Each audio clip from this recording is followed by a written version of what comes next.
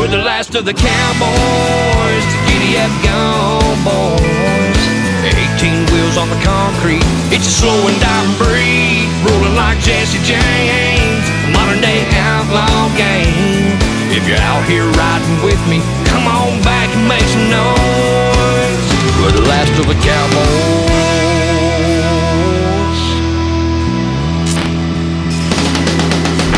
Saddle up, boys.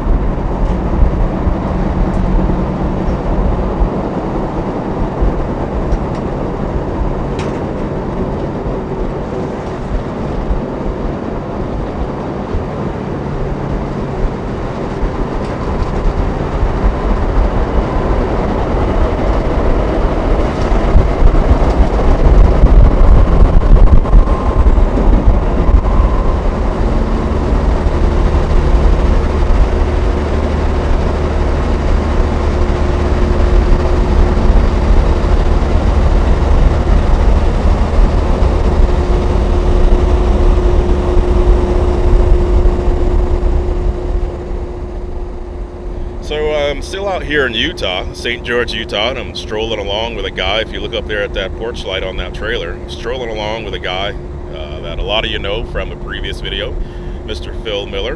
Let's go ahead and jump right into it, Phil. Why don't you tell us what you got there and what you've been up to the last couple of years? Same old, I guess. Just going around and around in circles hauling these cows. But oh, we built this new truck down in Arizona. Rod Pickett and his crew did all the outside work, and it's a 2017 Pete with 389. Oh, with ISX Cummins.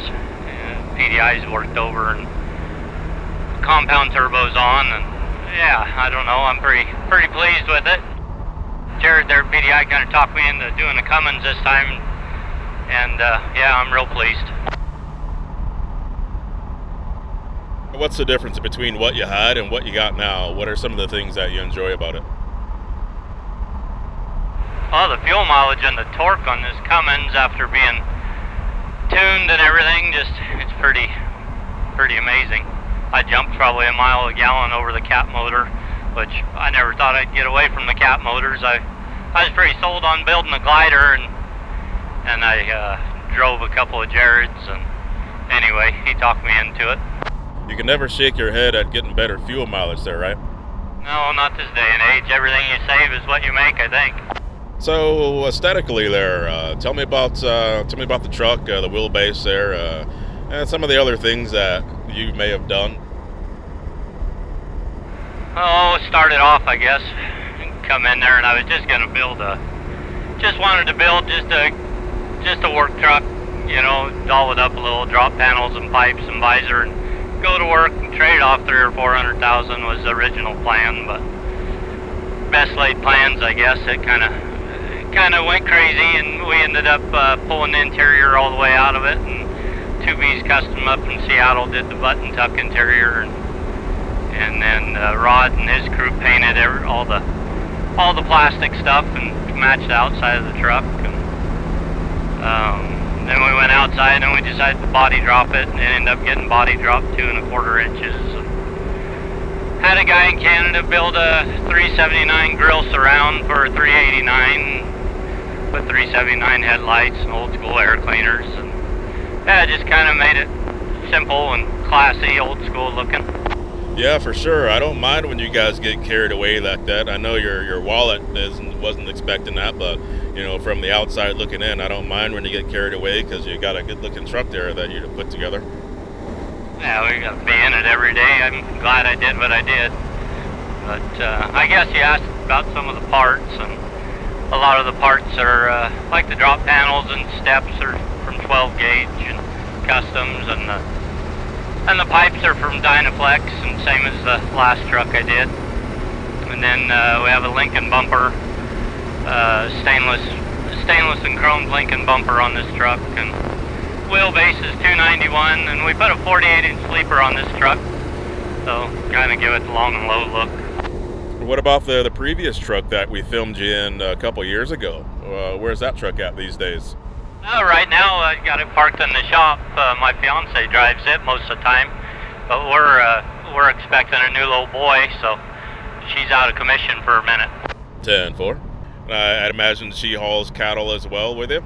Yeah, she does, yep.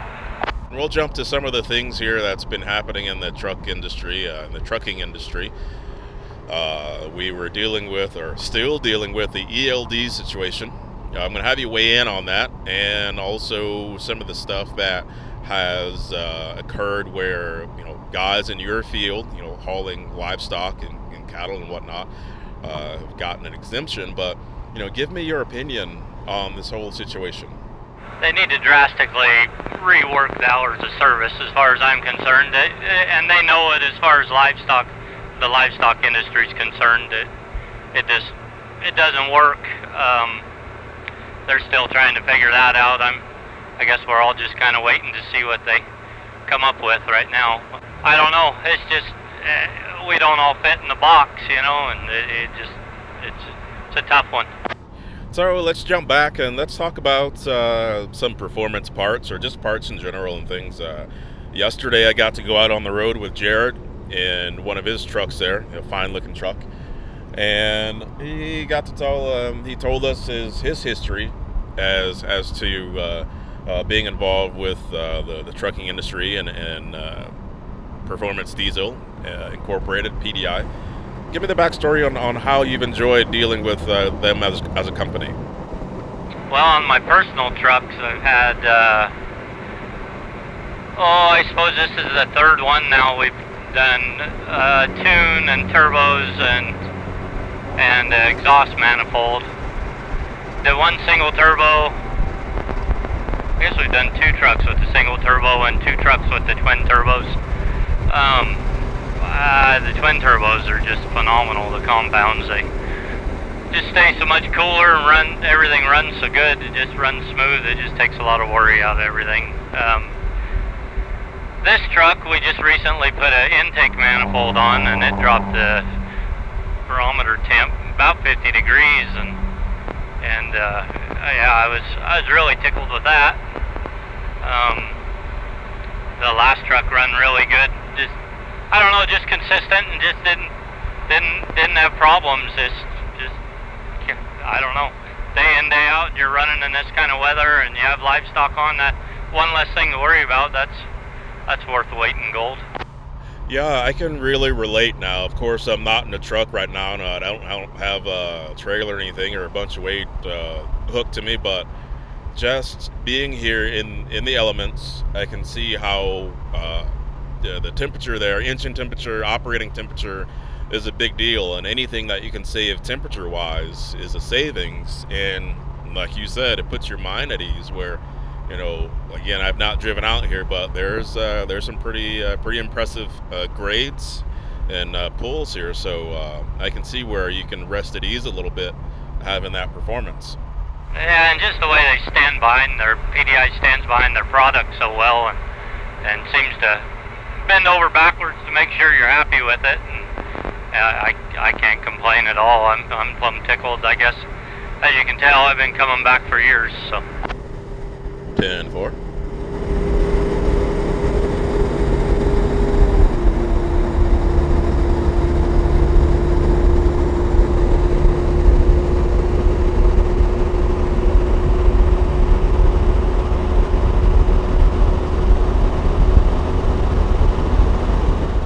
to take advantage of the scenery here on your right and get me a couple nice shots there. That's pretty country for sure.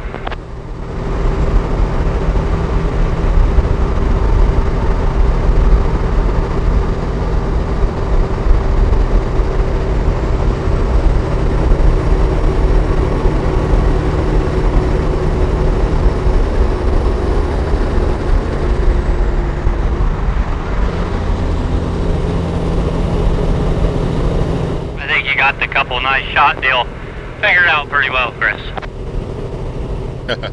That's right.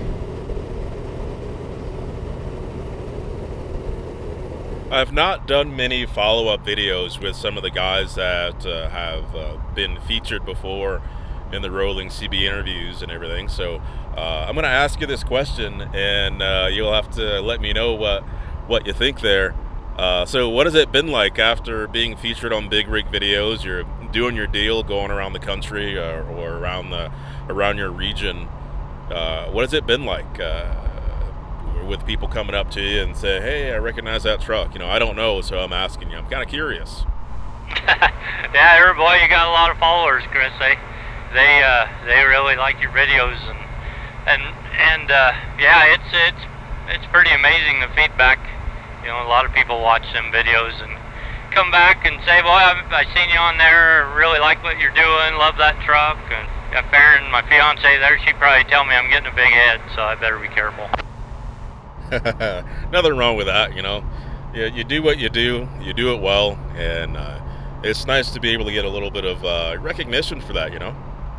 Well, we try to do the best we can, for sure.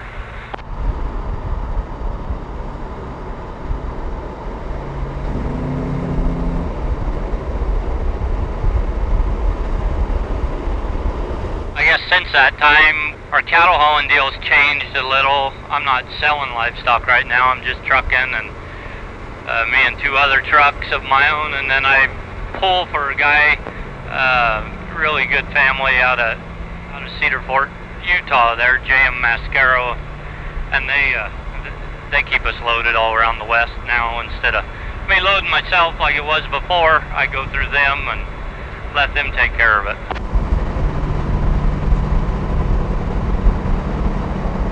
10-4. A little more stress-free. Yeah, it's been quite a load off, yep. So I'm looking at the back of the truck here. Again, you got it dialed in really nicely. About how many lights are you running there on the truck total?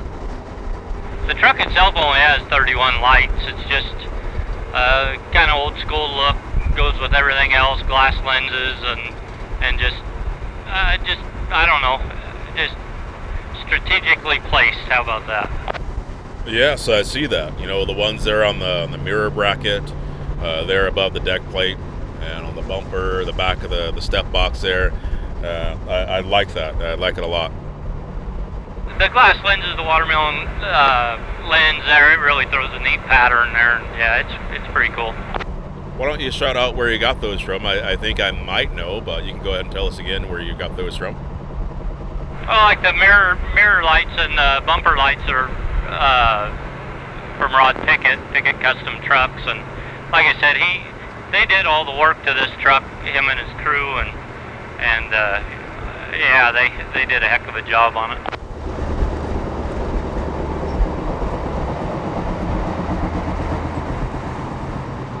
When I say they did all the work, they did all the outside work, and PDI's done all my motor work. So between the two, we come up with a heck of a truck.